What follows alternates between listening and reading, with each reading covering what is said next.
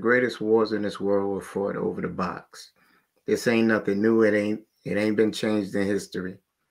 There's context to the initial question that you put out there. How is that household being ran? Are they cool with people stepping out? Is it open? So these are question marks that we ain't answer. Being faithful, depending on a household, you can't tell somebody if someone got a hall pass. You don't know what's going on at home. There's a lot of dynamics. Suppose she don't like sex no more, and they have a conversation. She gives him permission to step out, and then he was trying to be loyal, but then he saw something that caught his eye. There's many different caveats that could be within this given conversation, because I've actually known some of those like that. Actually, a lady who had cancer, and she was like, I love you. I know you got needs. If you're going to do it, just make sure you're protected, but come back home. He fought it for a long time, but then he eventually stepped out. It depends how your definition of loving and, being loyal to a woman is in a given situation. That's my part. All right, go ahead, Hink. I saw you off the mic.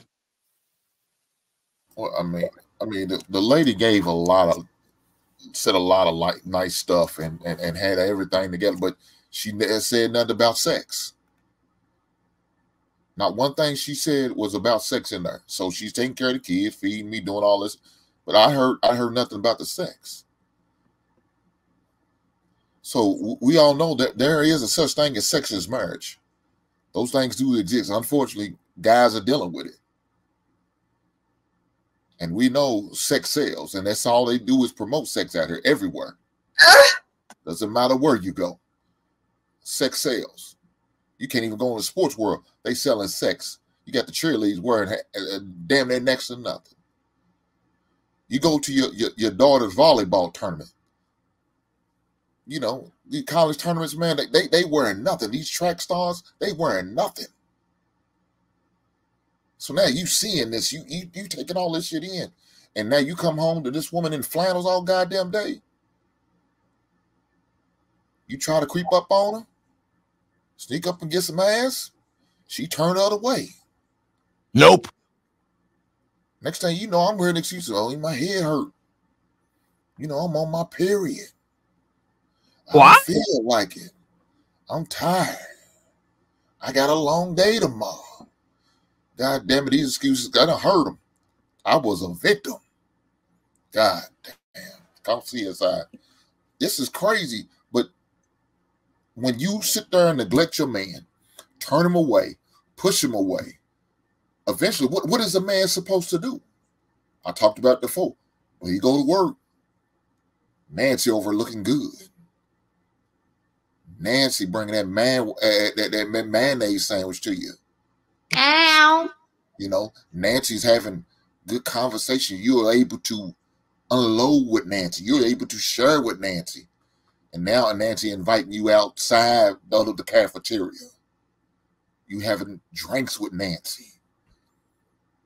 And Nancy's starting to figure out you ain't getting none at home because of you staying out 2 to 3 hours after work with her, knowing you probably should be home with your wife.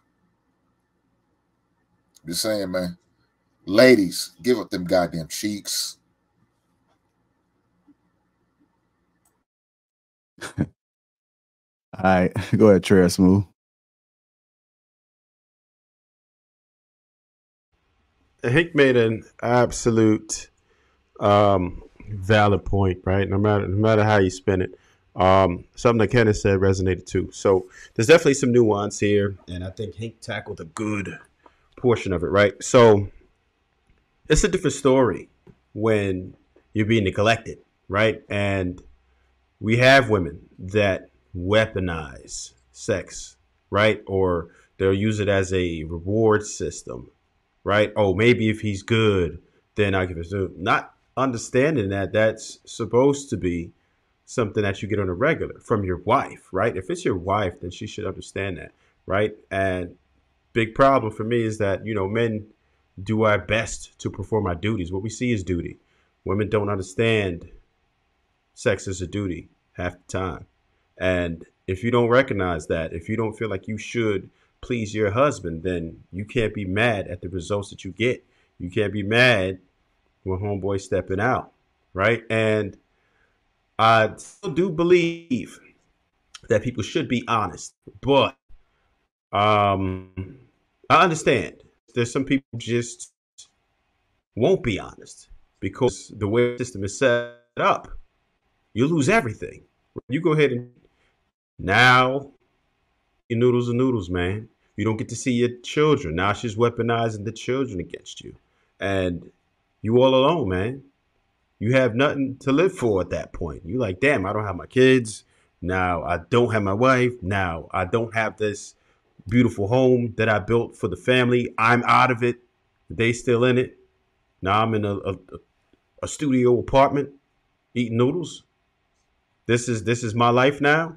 I'm working and all of my bill, everything that I'm paying now is going to child support. It's going to alimony. My whole life is screwed if I go ahead and be honest. So some of us are just faced with this horrible choice.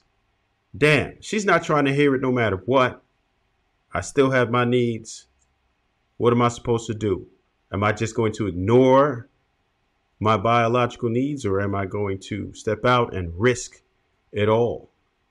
So it's a tough choice that men are faced with. And this is a lot of men's real life. A lot of men's real life. And people just don't understand it. We talk about it time and time again, how women just don't really care about our perspective. They think about how they feel, or they don't feel like it, or they might be tired. And sometimes there's something wrong. There might be something that we're lacking, right? And as men, we should try to address those issues. But there are some circumstances where there's nothing you can do to make this woman feel the way that she did about you before. And we'll have to face that choice. All right. Go ahead, Marcus.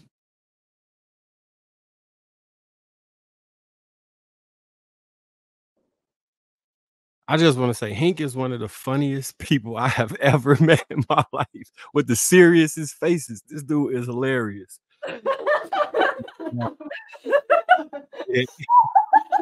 Right. So what really said about telling the truth about people to people is, I think, the key, right? Giving somebody a choice and how they live their life or how they proceed with their life, that gives them the power to walk away or stay, and it alleviates you of the guilt of having to deal with them coming back and throwing that in your face or trying to make you recover from it.